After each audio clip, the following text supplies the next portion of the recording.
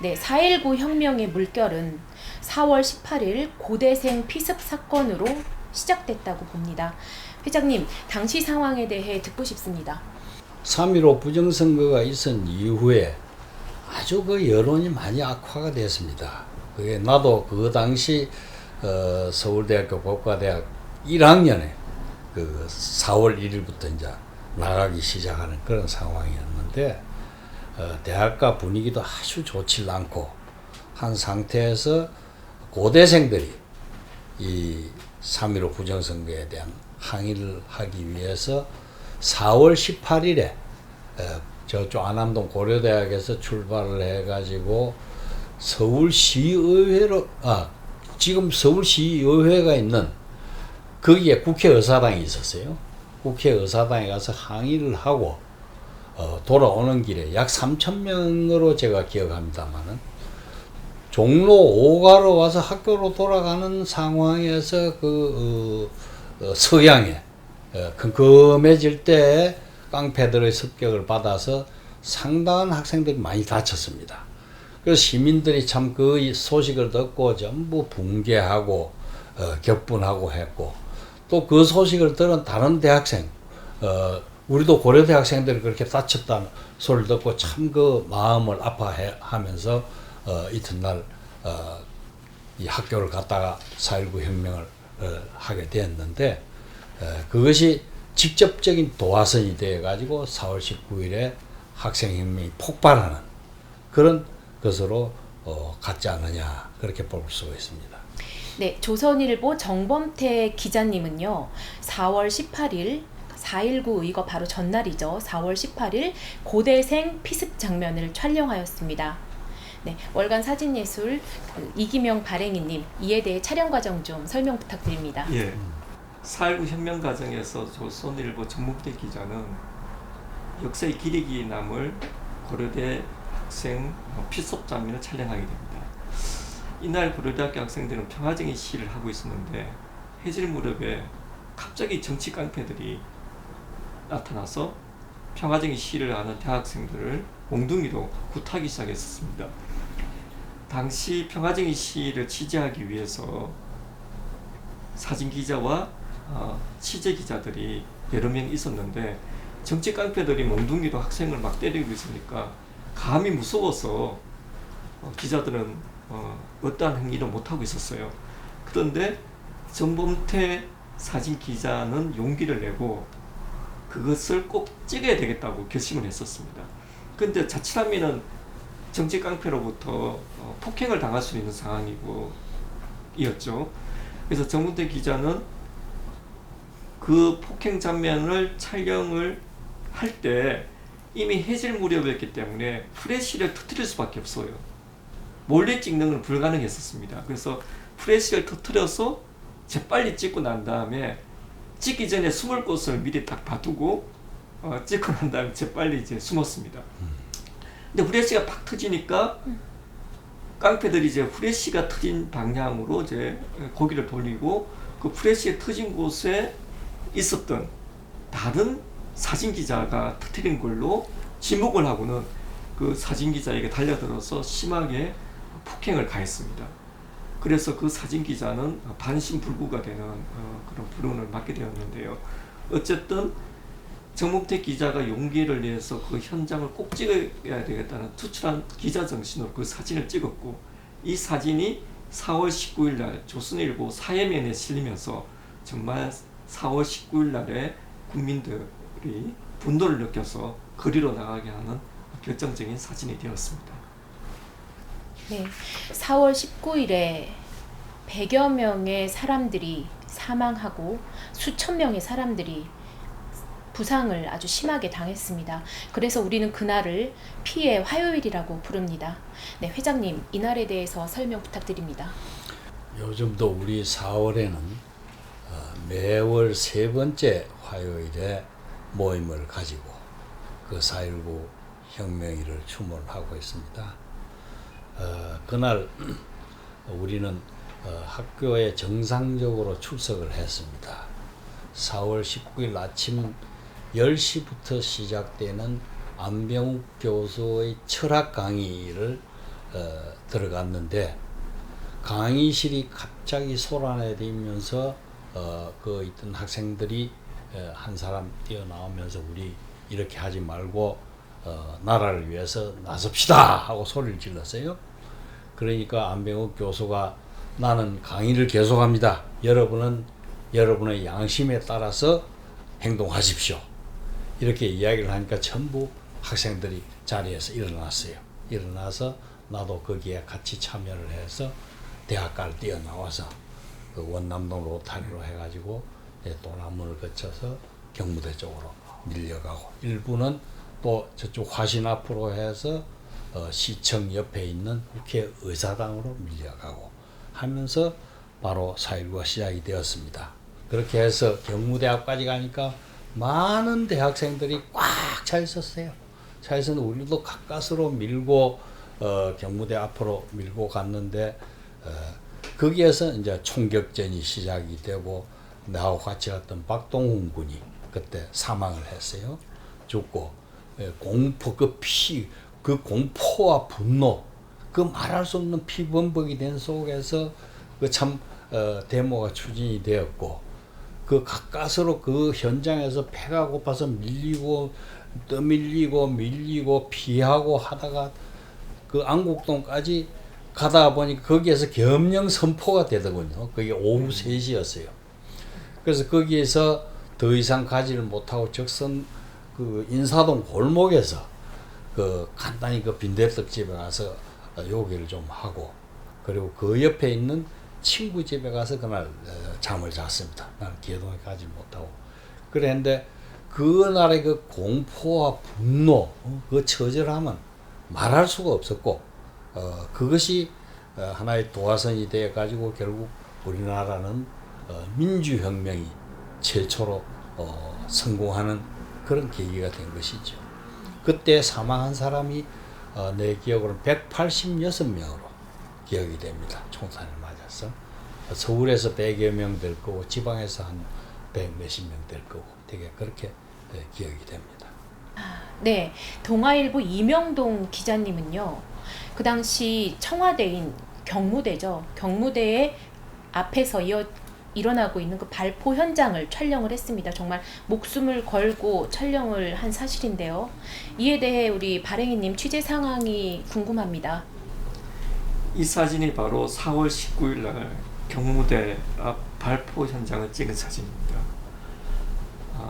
그때는 실탄을 사격을 하는 상황이기 때문에 목숨을 건 취재 상황이었고 유일하게 이명동 동아일보 기자만이 이 상황을 찍었습니다.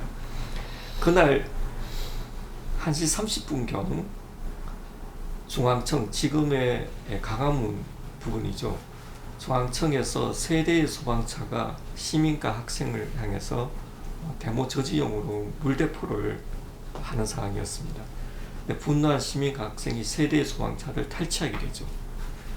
그 탈취한 소방차에 고등학생이 올라탔는데 시동은 걸었는데 사이렌 소리를 끌지 몰라서 그 사이렌 소리가 천지를 진동하는 상황이었습니다. 그리고 누군가가 소방차 앞에 대형 태극기를 내걸었다고 합니다. 그래서 그 3대 소방차가 경무를 향해서 진격하는데 정말 수천 명의 시민과 학생이 그 뒤를 따랐습니다. 이런 상황에서 마지막 대통령을 지킨 저지선이 무너질 형국이니까 실탄 사격이 뻔한 상황이었죠. 그래서 기자들은 그 상황을 예견하고 대부분 빠져나가 버렸습니다.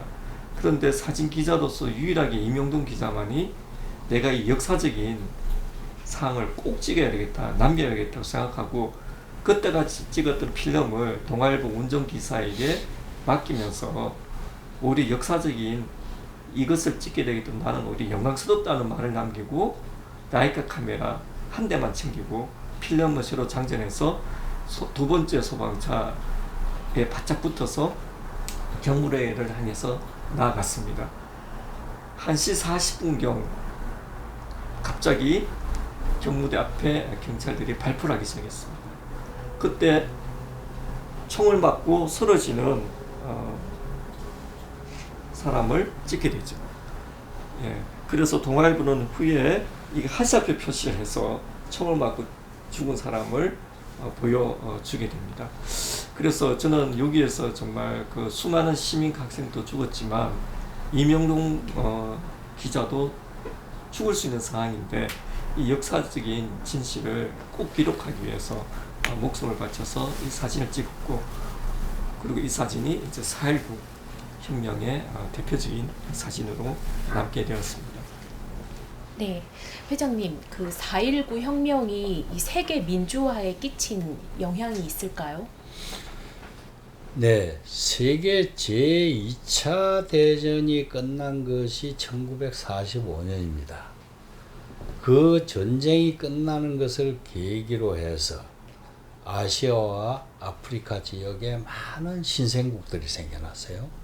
그리고 그때부터 이 소위 미국식 체제, 데모크라시, 영국식의 체제, 국가 체제가 전 세계를 지배하게 되었는데, 우리나라도 결국 민주공화국을 미국과 영국과 같은 그런 자유민주주의 체제로 이제 수립하게 되었습니다. 이 우리나라 역사를 보면 1910년에 한일 합방이 될 때까지 수천 년간의 역사는 군주국의 역사였어요. 군주가 주권자이고 군주가 국가를 통치하는, 세습적으로 통치하는 그런 체제였는데, 1919년 3월 1일을 기해서 3.1 운동이 전개되고 3.1 독립선언서에서 대한민국이라는 그 국호가 등장하게 됩니다. 우리 대한국민은 기미 3.1 운동을 이렇게 하면서 국가의 주체가 군주가 아니고 국민이라는 것이 되면서 이 땅에 민국이 들어서게 되는 거예요. 그래서 상해 임시정부가 이어서 수립이 되고 해서 그 3.1 운동의 정신을 이어받은 대한민국 헌법이 1948년 7월 17일에 제정이 되면서 3.1 독립정신과 함께 민국이 섰는데, 이 민국의 실체가 뭐냐? 민국이라고 하는 것은 국민이 싫으면 권력자를 좀 쫓아낼 수 있는 그것이 민국이에요. 그런데 확실히 이 나라는 민국이라고 하는 것을 보여준 혁명이 4.19 혁명이다. 그래서 이 4.19 혁명은 세계 4대 혁명 중에 하나로 우리가 보기도 합니다. 첫 번째 혁명이 뭐냐 하면 영국의 그 글로리오스 리볼루션, 명예혁명 1688년, 그것은 왕의 정권을 제한을 해서 의회 권력을 확립시킨 그러한 그 혁명이고, 그 다음에 두 번째 혁명이 이 미국 독립혁명. 미국이 영국의 식민지에 있다가 이거 아니다, 우리가 식민지로 남을 것이 아니고 우리가 자유로운 시민의 국가로서 나라를 세우자 해서 세운 것이 미국 그 독립 그 혁명, 미국의 건국이고, 그래서 그것이 두 번째 세계 민주혁명으로 볼 수 있고, 세 번째 혁명이 1789년 프랑스 혁명입니다. 그것이 루이 16세에 대항해서 프랑스 인민들이 전부 권리를 해서 나라를 완전히 민주국가로, 권력분립국가로, 자유민주주의 국가로 만든 그 체제가 그 1789년의 프랑스 혁명이었고, 이 아시아 아프리카 국가에서는 최초로 민주주의가 무엇이다 하는 것을 강력히 선언하면서 정부를 무너뜨리고 국민이 새로운 혁명을 일으킨 그것이 바로 4.19 혁명이다. 그래서 4.19 혁명은 세계사적으로도 대단히 중요한 의미를 가지고 있는 것이다. 그렇게 볼 수 있습니다. 이기명 발행인님, 그 4.19 혁명의 승리를 이 단 한 장의 사진으로 딱 상징적으로 보여주는 게 있다 하면 어떤 사진이 있을까요?